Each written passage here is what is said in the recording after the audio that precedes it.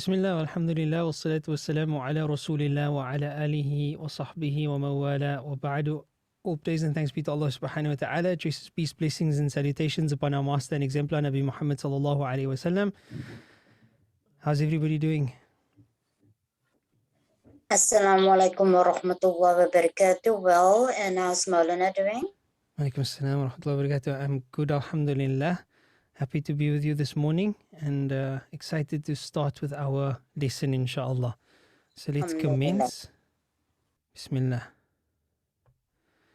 طيب, so we're busy with the tafsir of Surah Al-Asr. There's two things that I remember clearly saying that we need to cover today. The one is the grammatical analysis of the surah, and then the other is the explanation that I wanted to read a bit from Ibn Ashur. So let's quickly go through the grammatical analysis. I think this is probably going to be too small. Let me just take the other one rather. So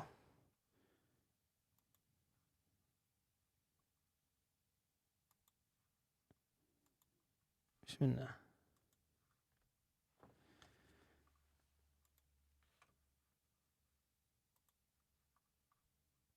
Okay, so as far as I recall, there's nothing particularly difficult.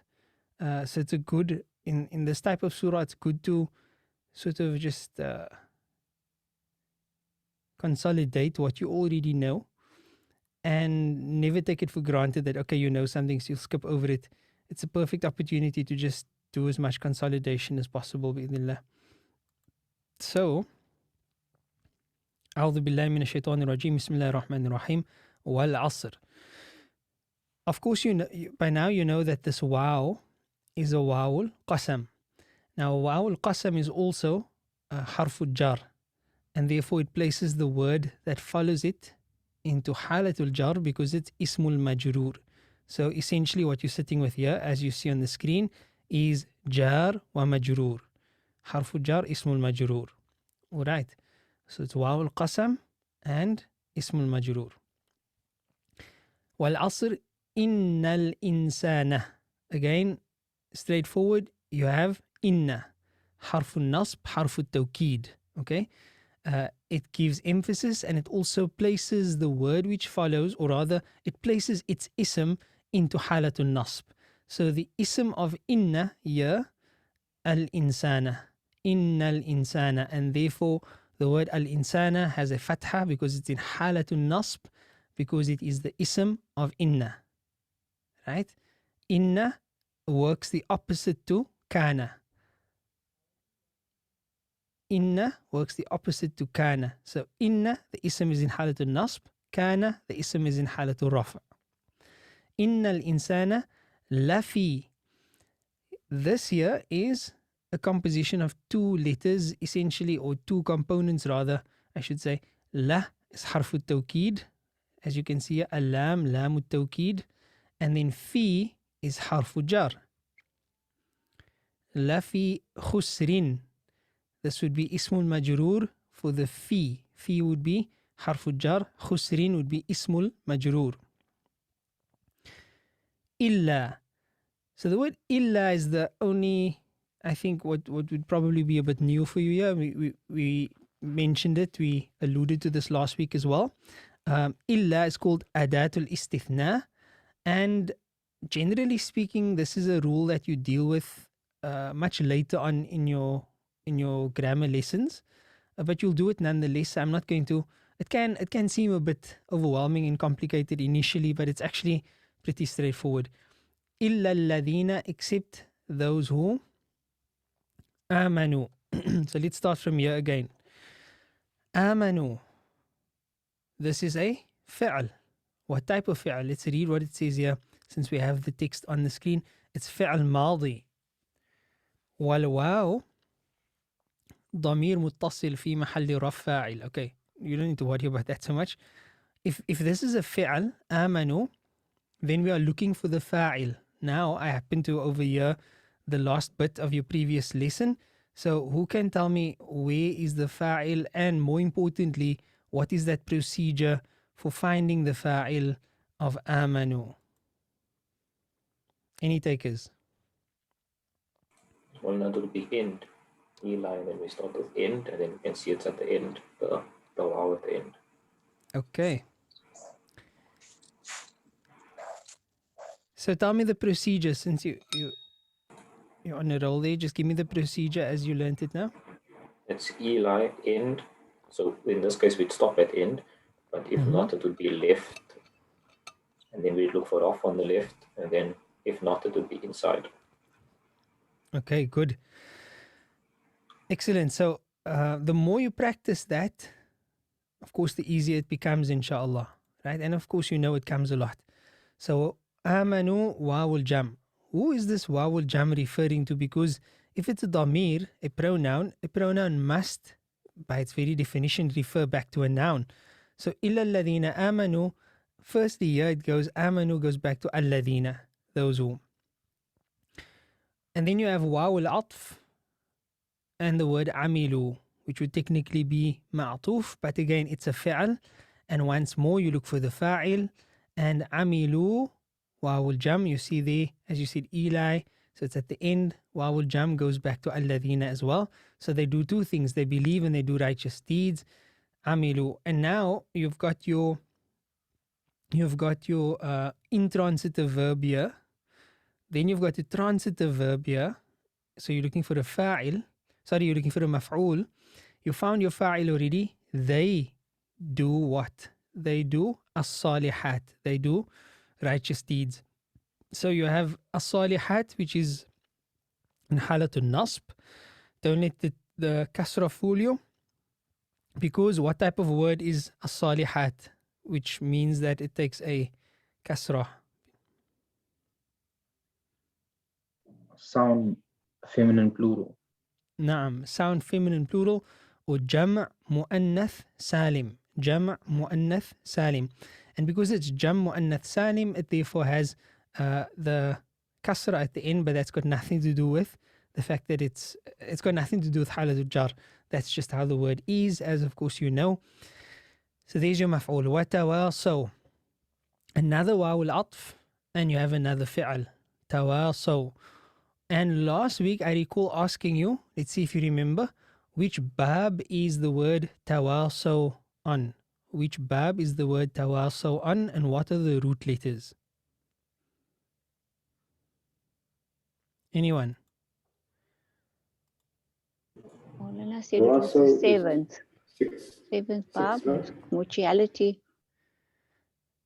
Sixth bab, you got the meaning right, mutuality, yes, and that's the sixth bab, right? The sixth bab. And what are the root letters of the word tawasaw?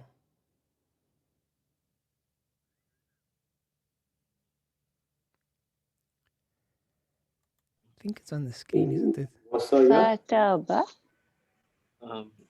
Isn't it wow, sod, yeah, There we go. wasi, yeah, or something. Excellent. And that's very similar to another word that you should probably know, right? Wasiya. Wasiya. Okay. What is a wasiya? A wasiya is a bequest, an instruction, essentially. When you say, I've been given a wasiya, it's an instruction. Generally, it's a very serious instruction, and people often associate it with the bequest of a dying person, or a person leaves behind a bequest in his will of a certain amount of wealth, up to a third. Here, of course, it's not referring to anything to do with a will necessarily. Watawasaw on the sixth bab is mutuality. So they give each other instruction, or they instruct one another, right? So that's how we get to the meaning. In Arabic, it's always going to be beneficial to strip the word down to its root letters. In other words, you get the etymology of the word, the way the word is gets its derivatives from, or rather from where the word is derived. And then from there, you correlate the meaning of the root letters to the particular scale that it is on, and you can see the exact formulation of how the root letters turned into the word that you have in front of you, and you'll also be able to see further meanings in that regard. We've got a hand raised here. Bismillah. Assalamu alaikum. I find it so very interesting that Allah subhanahu wa ta'ala uses this word like coming from wasiya, because I'm just like thinking that like when you give a wasiyah and like for example, like I read like when someone gives a wasiyah, it's like this person's like laying on their deathbed and they're calling their family around them to say, okay, listen here, this is like the last advice or whatever that I want to give you. And I'm just thinking like at the point when that person is like, you know, knowing that he's going to leave this world, that level of sincerity, man, in that advice that they're going to give the people. So I just find it so very interesting that Allah makes use of this word, man, so that when we are advising each other, like where that advice must come from, it must come from a very meaningful place in your heart.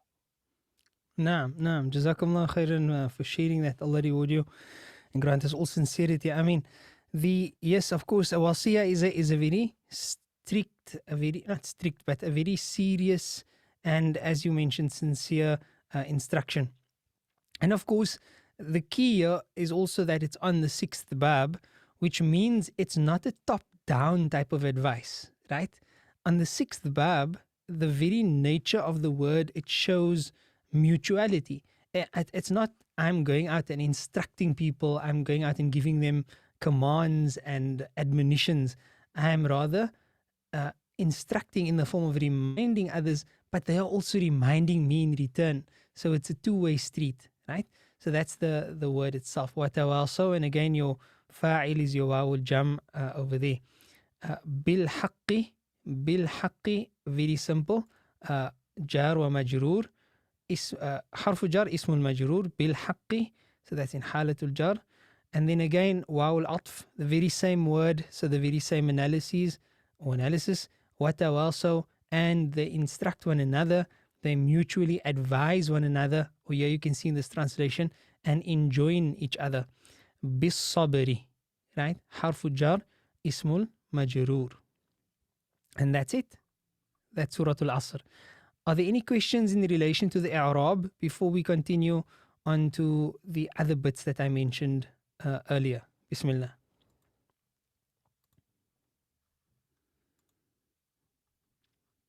No. طيب, so let me stop that screen share over there and share this one. This is from the tafsir of Ibn Ashur.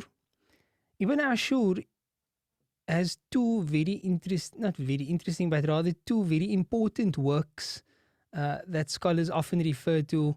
The one is the tafsir, At-Tahrir wa Tanweer, very beautiful tafsir, very different from your classical works on tafasir. It's quite different just in terms of the flavor of the book. When you do learn ulumul Quran one day, inshallah, you'll come to learn the different types of tafsir. That you get tafsir bir riwaya, which is essentially tafsir through narrations. It begins with the tafsir of the Quran of itself, then the tafsir of the Quran by Nabi Muhammad sallallahu alayhi wa ala alihi wa sahbihi wa sallam, then the tafsir of the Quran by the Sahaba, all of this through narrations and riwayat, then the tafsir of the Quran through the tabi'een, or the students of the Sahaba. So that would be one category of tafsir bir riwaya.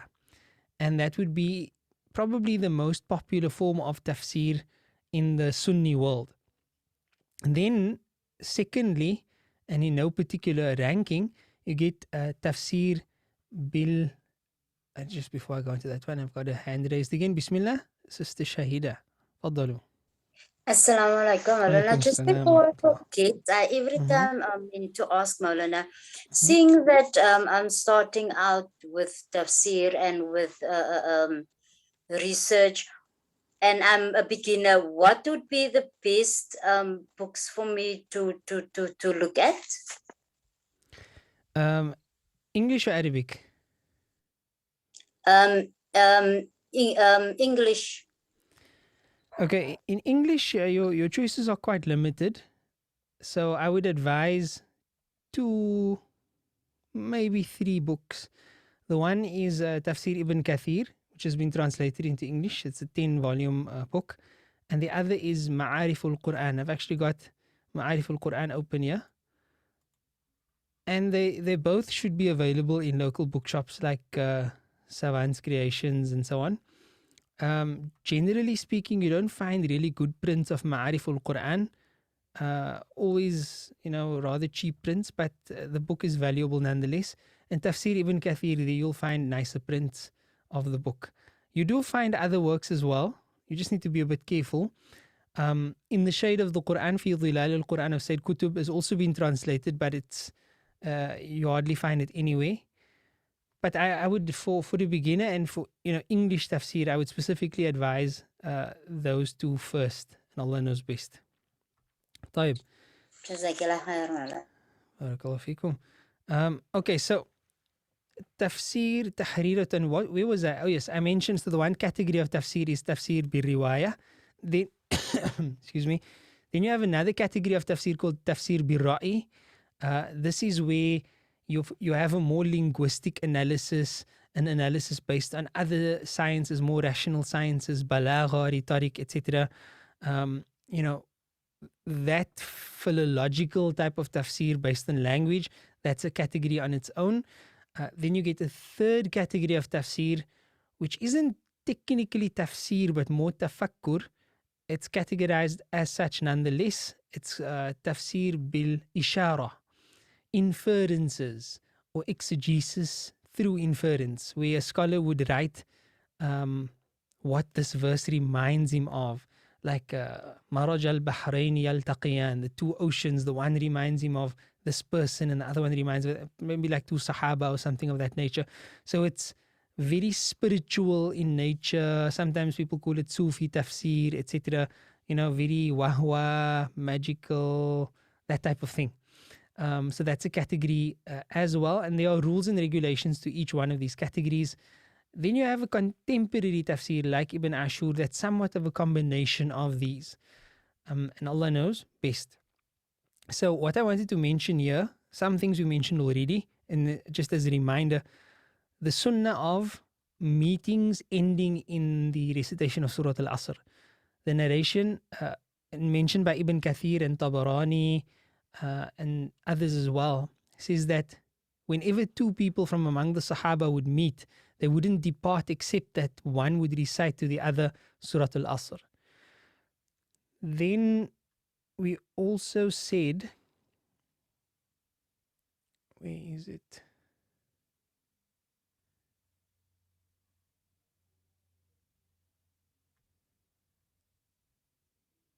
Okay, now that must still come. So let me just see some of the other things that it says here. وَكَذَلِكَ تَسْمِيَتُهَا فِي مَصَاحِفٍ كَثِيرَةٍ وفي معظم كتب التفسير وكذلك هي في مصحف عتيق بالخط الكوفي. Okay, so that's just about the writing of the Quran. وسميت في بعض كتب التفسير وفي صحيح البخاري سورة العصر بإثبات الواو على حكاية أول كلمة فيها. Okay, so that's also a bit of a technicality in terms of how the name of the surah comes.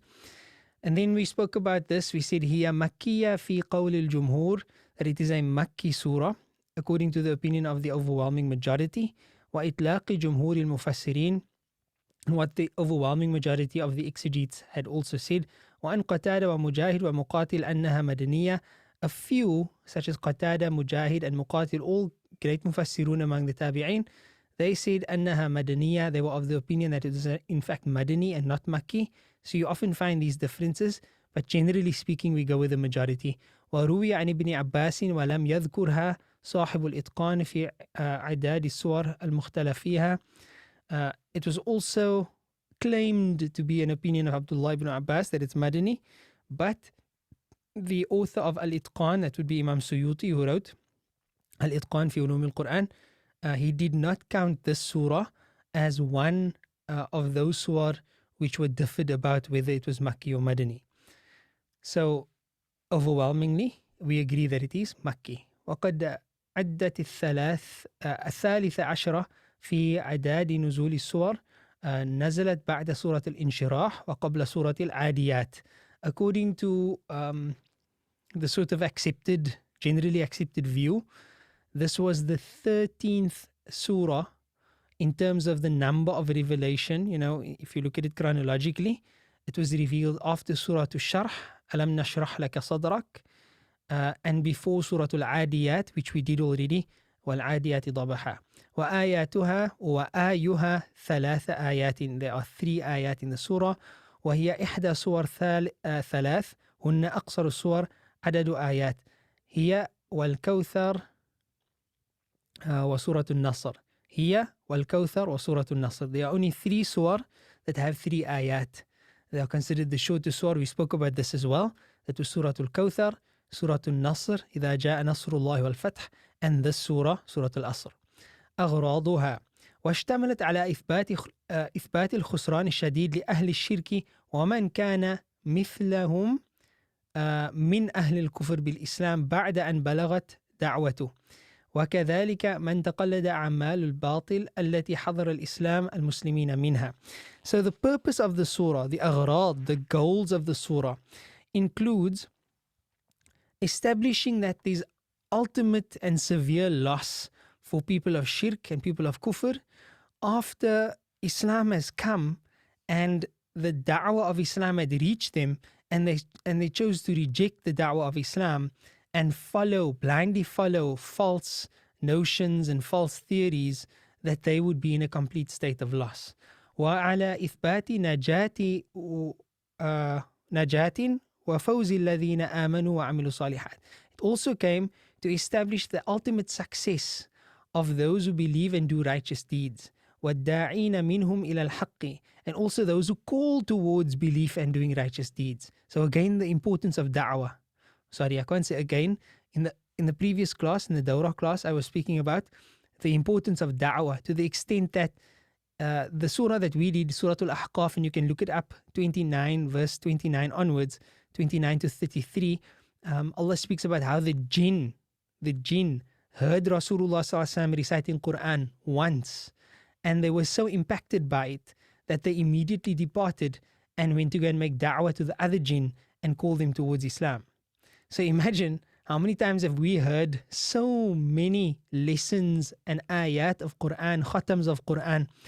When have we ever been so impacted by it that we immediately left that gathering and called our friends and our family and our loved ones towards that message that we heard? Not because we found ourselves to be superior or more pious or anything like that, but simply because we found something valuable and we wanted to share, or we wanted others to share in that value. So the da'wah there is again incredible. وَالدَّاعِينَ مِنْهُمْ إِلَى الْحَقِّ, those who call towards the truth. وَعَلَى فَضِيلَةِ الصَّبْرِ عَلَى تَزْكِيَةِ النَّفْسِ وَدَعْوَةِ الْحَقِّ, and it also going to establish the success of those who instruct each other with patience, with perseverance on the purification of the soul and calling towards the truth. So these are some of the major objectives of this short surah. وقد كان أصحاب رسول الله صلى الله عليه وسلم اتخذوها شعارا لهم في ملتقاهم. The Sahaba almost took this as like poetry in their meetings. روى الطبراني بسنده إلى عبيد الله بن عبد الله بن الحسين الأنصاري من التابعين أنه قال كان رجلان من أصحاب رسول. Okay, we read this narration already. When the Sahaba used to meet one another, they would not leave and greet one another until they had recited to each other والعصر أي سلام التفرق وهو سنة أيضا مثل سلام القدوم. So they would greet one another and they would recite this particular surah. And we mentioned, and this is again a reminder, that Imam Shafi'i rahmatullah alayhi said, لو تدبر, you can actually make a note of this Arabic here, in case you want to memorize it perhaps. لو تدبر الناس هذه السورة لوسعتهم. If people were to reflect, he didn't say make tafsir of, become an exegete, he said to reflect. Anybody can reflect. And this is what I actually said last week. The homework of last week was that you were supposed to reflect on the surah and see what were the meanings that became manifest to you personally, because that's reflection. Now, there's often a big misunderstanding between reflection and tafsir, right? And in certain places, even in our own country, people are actively discouraged from doing tafakkur and tadabbur because there's a misunderstanding in thinking that, oh no, they're trying to make tafsir of the Quran. For as long as you know that your reflections on the Quran does not give you the right to go and teach others, this is what this ayah means, that is what that ayah means. But if you reflect and you make tafakkur and tadabbur and you benefit from lessons and you also share the lessons with others, saying, you know what, I was thinking about that ayah And some of the reflections that I had while thinking about that ayah, and of course this is not tafsir, was X, Y, and Z. That's completely permissible, and in fact, not just permissible, that's a fard upon everyone. We must all make tafakkur and tadabbur in the Quran like that. So Imam Shafi said, لو تدبر الناس هذه السورة, if people were to reflect on this surah, لوسعتهم, it would be enough for them. وفي رواية عنه, in another narration, he says, لو لم ينزل إلى الناس إلا هي لكفتهم. Had they not been revealed unto humanity except this surah, it would suffice them. وقال غيره, and others had said, إنها شملت جميع علوم القرآن. This surah has encompassed all of the themes of the Quran. وسيأتي بيانه, and of course we explained that already. So he's saying that it will still come, but we've explained that already in the first lesson, how all of the themes of the surah, of the Quran is covered in the surah.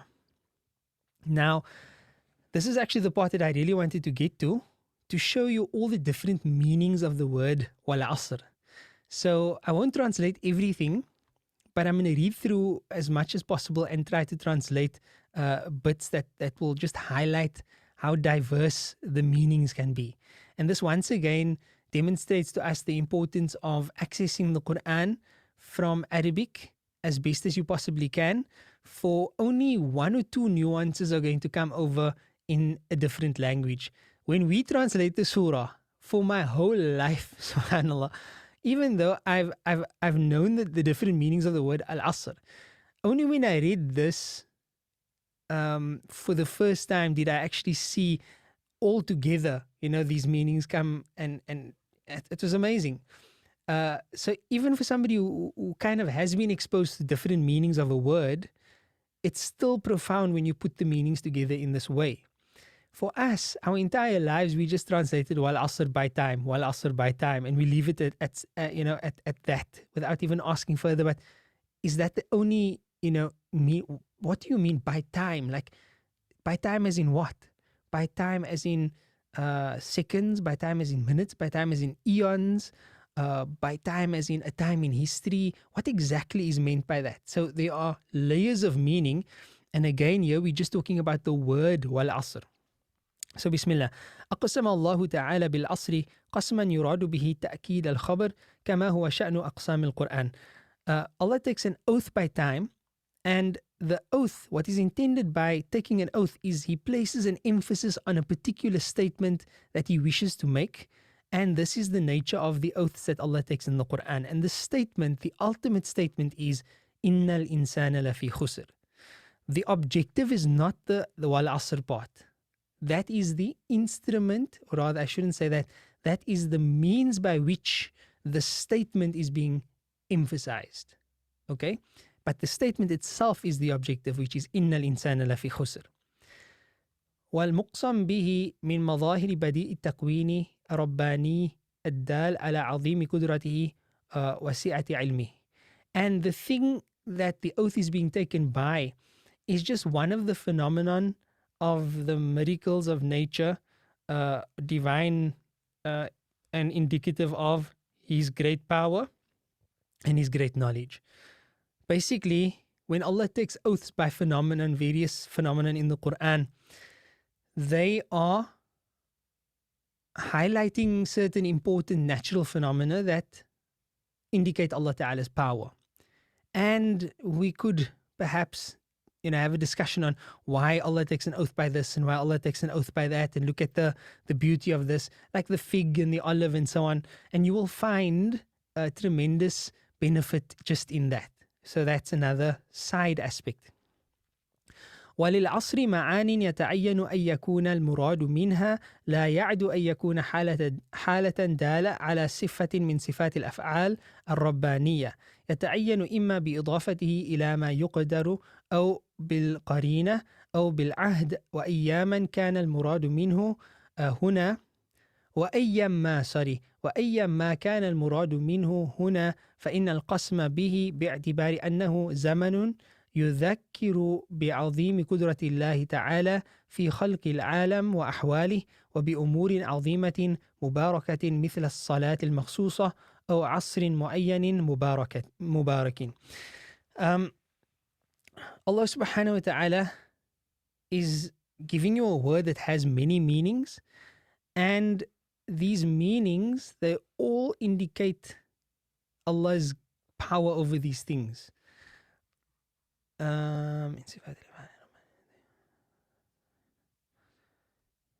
Yeah, and whichever one of the many meanings you choose or you interpret it as, the oath as it stands here is indicating to a period of time, zamanun, and this period of time, yudhakkiru bi'azimi kudratillah, it's reminding us of the great power of Allah fi khalqil alam, in the creation of the universe and all of its conditions.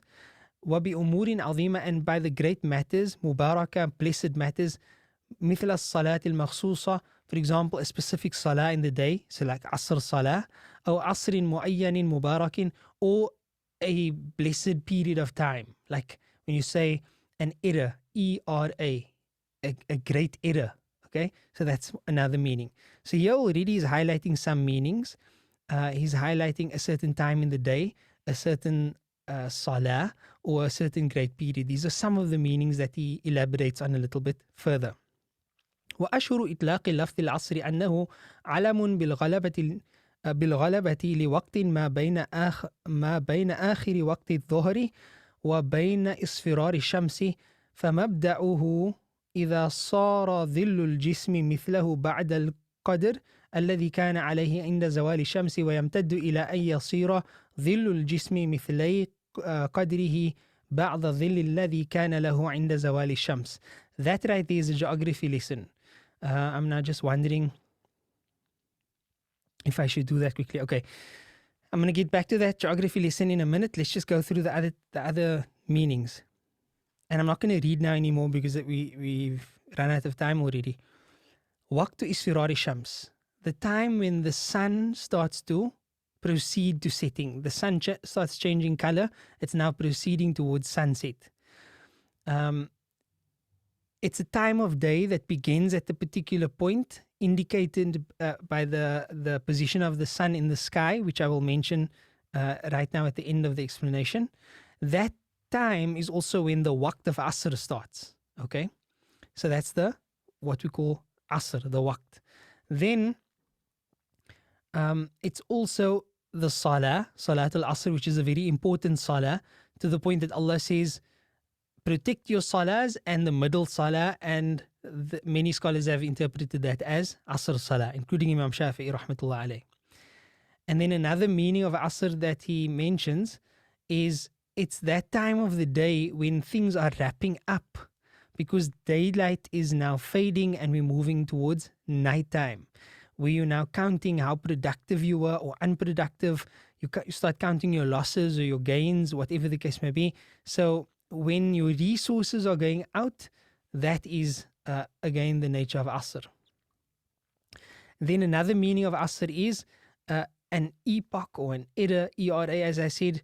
You could speak about the era of Heraclius, or the era of Ibrahim, or the era of Alexander the Great, or the era of Jahiliyyah, the era of the time of ignorance, or the era of Rasulullah sallallahu alaihi wasallam. And in this regard, Allah subhanahu wa ta'ala is taking an oath by the time of the Prophet sallallahu alaihi wasallam, wal asr.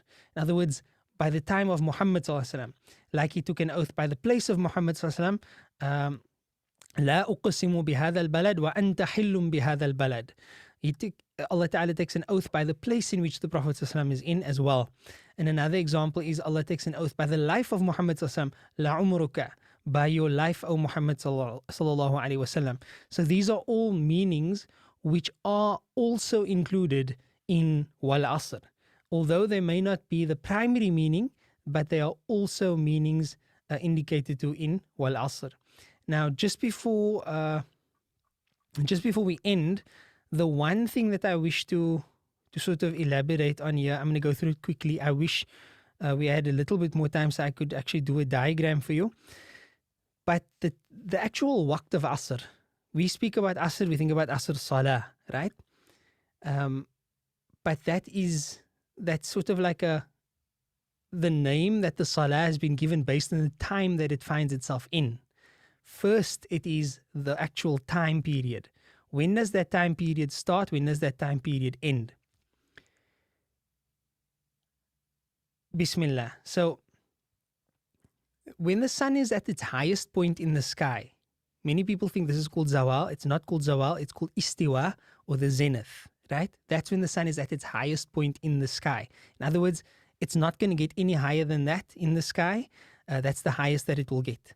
And it will be different for different parts of the world based on which line of latitude your location falls on. Now, when the sun is at its highest point in the sky, one has to look at the shadow of a particular object. So let's say you have a meter stick. You place the meter stick in the ground. Then you measure the shadow that is present at the time of istiwa, at the time when the sun is at its highest point in the sky. Now, everywhere in the world, the sun will still lay a shadow, even though it's at its highest point in the sky, because the world is round, except at one particular point on the axis of the earth between the Tropic of Capricorn and the Tropic of Cancer. So somewhere in between those tropics, the sun will not cast a shadow on an object when the sun is at its highest point. Everywhere else, it will cast a shadow.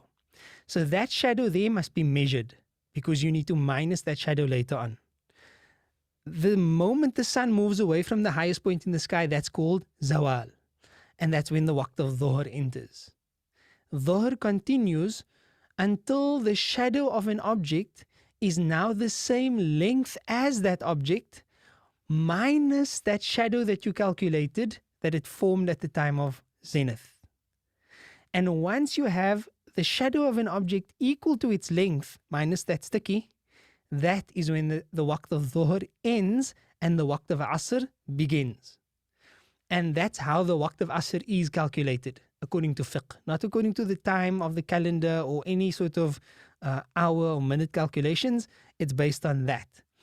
And the waqt of asr extends until, according to the Shafi madhab, until the sun sets. And when the sun sets, we're talking about the disk of the sun as it appears in the horizon, disappearing off the western horizon, because the sun rises in the east, sets in the west. When that disk of the sun disappears off the horizon, and here we're speaking about a flat horizon, not one made up of mountains and so on, then that is when Asr is now finished and the waqt of Maghrib begins. And that's the time period that is basically looked at here. There are many things that happen in this particular time period. It's a very busy time period. It's a time period in which there are no formal sunnah salahs. There are no sunnah salahs after Asr. There's a reason for that. It's a time period in which the Prophet ﷺ said you should bring the children in during that time, because it's more likely for evil to come out at that time. The jinn come out at that time. There are actually a hadith about this. It's a time period in which life becomes so busy and so hectic that Asr happens to be the one waqt where statistically the masajid are the emptiest. And statistically, most people, if they're going to miss a salah on time, it's going to be Asr salah. So there's a lot to the waqt of Asr. And as I said, there are ayat in the Quran that emphasize that as well. In fact, there are a hadith in which the Prophet ﷺ says, anyone who misses Asr, it is as though that person has missed or has lost his entire family and livelihood. So the importance of Asr is indicated to there. So all of these meanings come across in the one word, wal Asr, right? And Asr is a far more important term than waqt. Waqt also means time, but you don't say kamil asr, what is the time, because that's not the context of that word, right? You'll say something about waqt, okay, or kamis sa'a, what's the time right now, because those are smaller, less important and emphatic periods of time. And Allah subhanahu wa ta'ala knows best. So there's a few more things that I wanted to kind of go through. I will check again if there's anything that's absolutely pivotal or absolutely important. We'll mention that again. And I would also like to take some feedback from you in the next dars, inshallah ta'ala. Unfortunately, we've run out of time right now. and Allah knows best. Are there any urgent questions or comments that you wish to ask or share before we conclude, inshallah ta'ala? I'd be more than happy to take that now. فليتفضل مشكورا. بسم الله.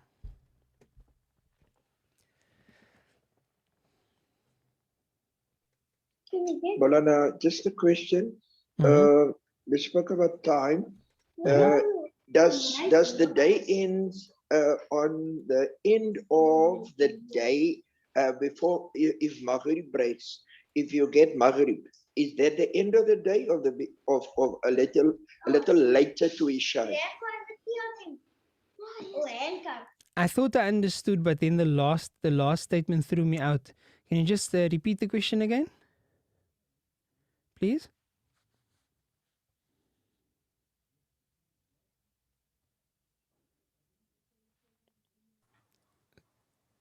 Can you hear me?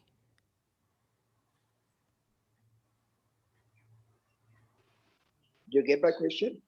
I heard the question, but I think I lost you because of the last question. So listen to my response and tell me if there's anything that I'm missing, right?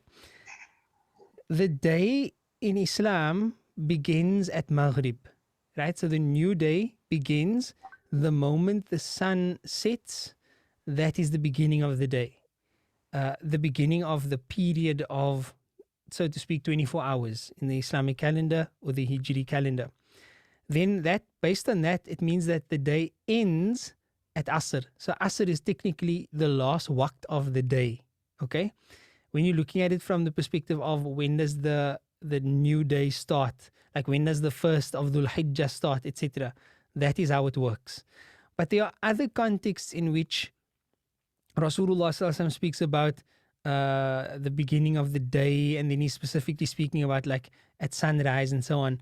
So it depends on the context, but strictly speaking, according to when does the day begin and when does the day end, the day begins at Maghrib and ends, the last waqt of the day, for example, is Asr Salah, and not technically Isha Salah. So does that answer the question, or is there anything else that I sort of missed out on? No, that's okay. Shukran, Maulana. Okay, Shukran. Barakallah feekum. All the best. Any other questions?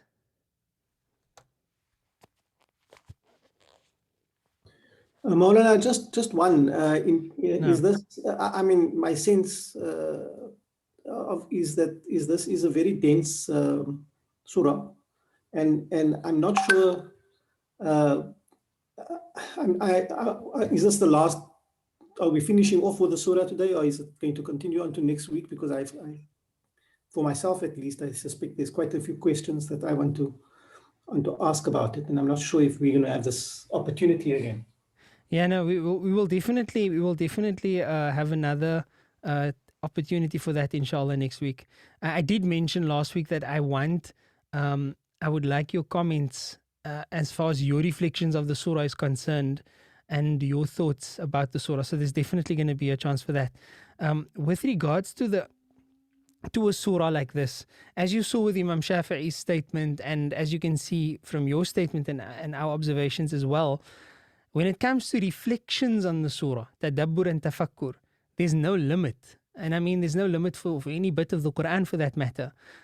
When it comes to the actual tafsir of the surah, like what does the Quran say about it? What does the Sunnah say about it? What does Lugha say about it?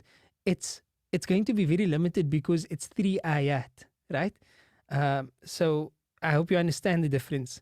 So what I want from everyone is, what if you have prepared something, great. If not, I want you to really deliberately sit and reflect on the surah.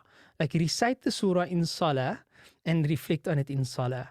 And then also recite the surah outside of salah, where you're just sitting down and really taking it apart word by word. What does it mean to you today in the year 1442 Hijri or 2021 Gregorian or Miladi, as they would say?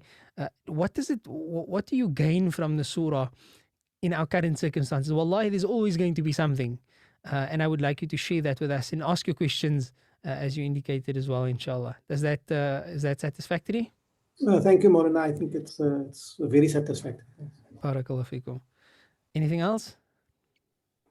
No, Just go ahead. during the week, I shared what I thought last week. But during the week, I was reflecting again. What you just read about the Prophet ﷺ, and during the week, I actually place the four things mentioned along with the seerah of the Prophet ﷺ, and the comparison just gave me goosebumps with regards to the four characteristics and weighing it up to the life of the Prophet ﷺ. Just you understand within that short surah, it's almost like a summary of the seerah of the Prophet ﷺ. Subhanallah, absolutely. Yeah, there's a lot. I hope Allah grant me tawfiq, inshallah, one day to be a prolific writer. But there's a lot to what you just said now. In fact, I believe that the last portion of the Quran, like from Surah Wad-Duha to the end, you could write an entire seerah, whether that be now an elaborate seerah for adults or a beginner seerah for kids or beginner Muslims, but just from those surah alone, wallahu alam. But that was, so there'll be a lot of that, and I do welcome that, inshallah. So go out there, listen to lectures on Surah Al-Asr and do whatever you need to. But ultimately, I'm not interested in what this person said and what that person said. I actually want you to actively engage and feel what it's like to engage in the surah. And very importantly, right, that exercise of tafakkur and tadabbur could be done by any Muslim. If I give them 3 ayat and the translation of that, they could take the translation and reflect. I'm not asking you to do that. I'm asking you to put the translation away and master the Arabic of the surah as much as you possibly can. The i'rab, the words, not just the words I gave you, but the words based on the etymology of the surah. So you're looking at every single word and reflect as much as possible. Like, for example, the word asr is not just the period of time, but it's the running out of time, because asr, another word from the same root letters, is asir, which means juice, because when you squeeze the fruit and that water, the juices run out, eventually it's going to dry out. There's going to be no more juice left in that fruit. That's part of the meaning of the word asr, and in that there's a reflection in and of itself. So really take it from the Arabic and not just from the English words. That's key, right? I'm not just looking at an exercise in thinking here. It's an exercise in extrapolation, interpretation, etc., with the understanding that what you are doing is tafakkur and tadabbur and not tafsir. Allah knows best. Khair, is that it? Are there any other questions? Bismillah. I wanted to know the scope sort of the word tawwa. So because the translation we're giving is instruct. So are those verses only limited to advising others and them advising you to speak the truth and to be patient? Was it actually the act of being truthful and being patient, like in your life? So I'm a bit confused about those 2 verses. I'm not sure where the confusion comes in. Why is it either or? It's just the word tawwa, so I'm not entirely sure what that means or what it implies. Okay, so the first 2 verses, right?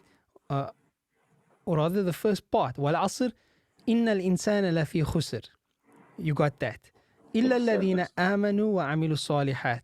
Except those who believe and they do righteous deeds. Okay, so that part of the surah is giving you the key to success for yourself. To succeed and to have a sort of mission accomplished for yourself personally, you need to be a person of faith and a person of good works. And that would secure your personal success. But that's not a complete success. Complete success extends beyond that.